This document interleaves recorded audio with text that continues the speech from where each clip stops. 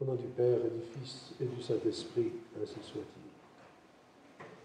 Pendant ce temps de carême, jour après jour, dimanche après dimanche, l'Église nous enseigne sur la nécessaire conversion que nous devons faire, sur les conséquences du péché, sur le combat qu'il y a entre notre Seigneur Jésus-Christ et le démon, afin que nous ne soyons pas dans l'illusion.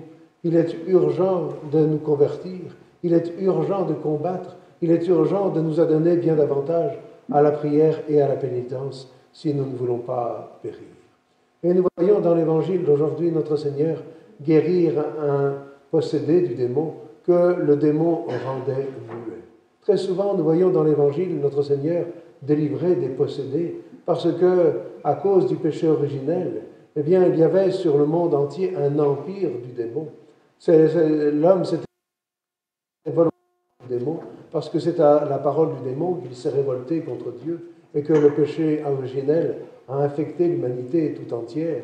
Et notre Seigneur Jésus-Christ est venu détruire cet empire du démon et par son sacrifice sur la croix. Et cette destruction s'est étendue sur toute la surface de la terre par la prédication de l'Évangile, par la diffusion des sacrements et des sacramentaux. Mais si l'empire du démon a été détruit, l'action du démon elle-même n'a pas été empêchée. Le démon est l'instrument du bon Dieu, en ce sens que le bon Dieu permet que le démon nous tente, pour que nous ayons à combattre. Et il faut surtout ne pas oublier que, comme dit l'apôtre saint Paul, ce n'est pas contre la chair et le sang que nous avons à combattre, mais contre les esprits des ténèbres qui sont répandus dans les airs. Et ces démons, autant extérieurs qu'intérieurs, il faut les combattre. Et une des grandes actions du démon, nous dit l'Évangile aujourd'hui, c'est précisément de nous rendre muets. Et on peut dire même que le démon commence par cela, et qu'il trouve dans notre nature déchue une très grande complicité à cela. Le démon nous rend muets parce qu'il veut nous empêcher de prier. La prière est la grâce que le bon Dieu répand le plus largement sur la terre, la grâce qui est la plus accessible. Et c'est la grâce qui reste au pécheur qui a tout perdu, qui a perdu l'amour du bon Dieu, qui a perdu le mérite. La prière est la grande grâce que le bon Dieu répand partout. Et à celui qui prie, eh bien, le bon Dieu donnera les autres grâces. La grâce de recouvrer la ferveur de la charité ou de recouvrer la charité s'il l'avait perdue par le péché. Mais le premier mutisme que répand le démon, c'est le mutisme de la prière, et c'est notre grand malheur. Il y a un immense besoin de grâce dans le monde. Il y a un immense besoin que la charité de notre Seigneur Jésus-Christ prenne possession ou reprenne possession des âmes. Et donc il y a un immense besoin de prière.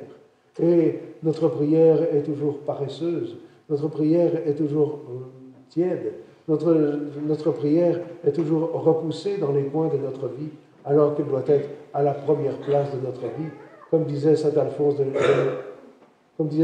de Ligorie, celui qui prie se sauve, celui qui ne prie pas se damne. Et donc c'est le premier mutisme que le démon répand sur la terre, et nous nous laissons prendre à cela, et nous faisons son jeu parce que nous sommes très paresseux pour prier.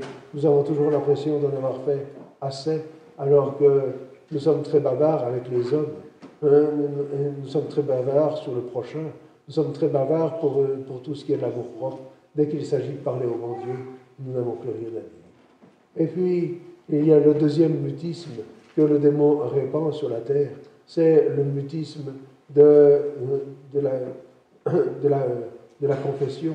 Il nous empêche de confesser nos péchés, de confesser notre misère, de reconnaître combien nous manquons à l'amour du bon Dieu. Et c'est là aussi un mutisme qui fait des ravages. Il fait des grands ravages, et il faut vraiment que nous demandions au bon Dieu de ne plus nous laisser aller à ce mutisme-là. Mais c'est par les sacrements, c'est par la croix de notre Seigneur Jésus-Christ, c'est par les sacramentaux que l'empire du démon a été détruit. Et il faut vraiment que nous rappeler que cela se fera comme cela dans notre âme.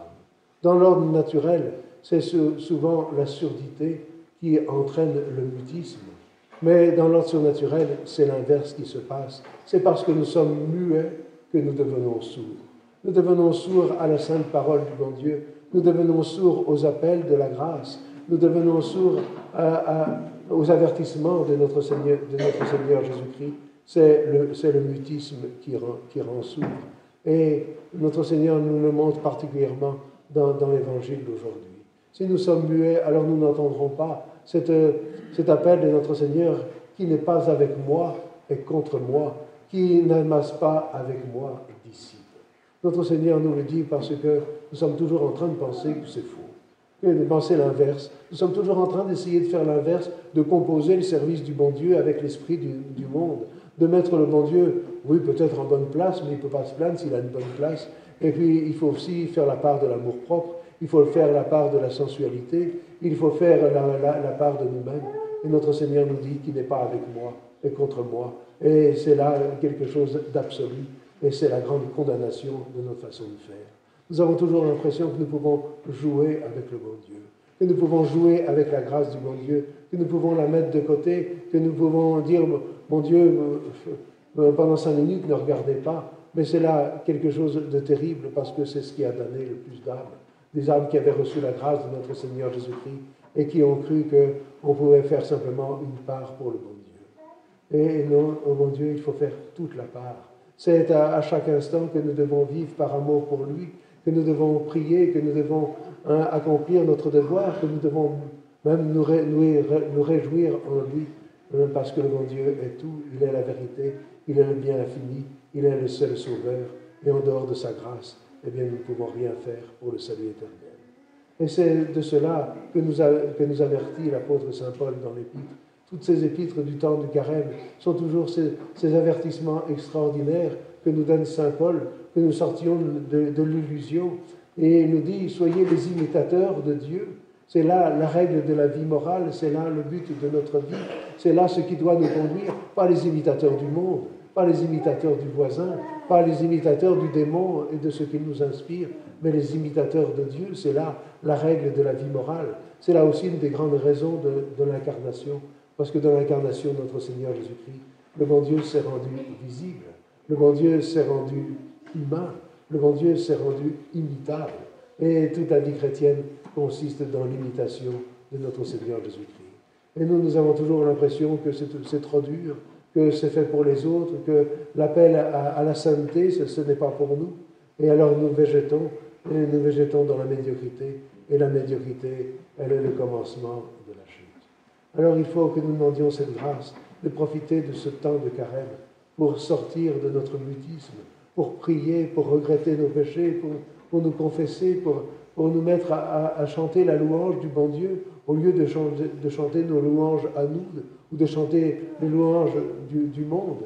Il faut vraiment que nous sortions de notre mutisme pour entendre la parole de Dieu, si nous ne sommes pas avec notre Seigneur Jésus-Christ, si ce n'est pas lui qui est la règle de notre vie, si ce n'est pas lui qui est le but de notre vie, si ce n'est pas à lui que nous référons tout ce que nous faisons, alors nous sommes contre lui. Et on voit dans l'Évangile la haine des pharisiens augmenter sans cesse, aller chaque jour en s'aggravant, parce qu'ils ne veulent pas écouter notre Seigneur Jésus-Christ.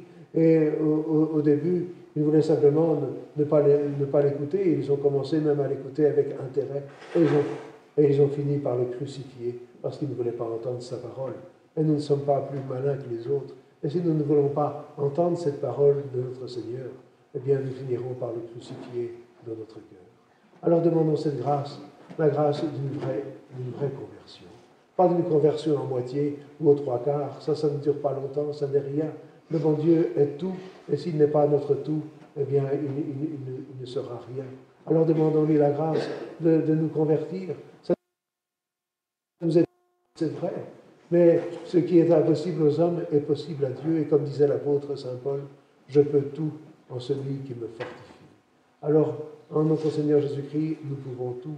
Demandons-lui la grâce de vraiment d'opérer cette conversion par un miracle intérieur, mais qu'il est prêt à chaque instant à nous donner dans la prière, dans les sacrements, dans le souvenir de sa présence, dans le désir de l'unité. Et à la fin de l'Évangile, Notre Seigneur nous dit que la grande gloire de la très sainte Vierge Marie, eh bien, c'est d'avoir écouté cette parole de Dieu, de l'avoir mise en pratique. Eh bien, rejoignons la Sainte Vierge Marie dans la gloire de l'imitation de Jésus-Christ, et nous serons avec elle dans la gloire du ciel. Au nom du Père et du Fils et du Saint-Esprit, ainsi soit.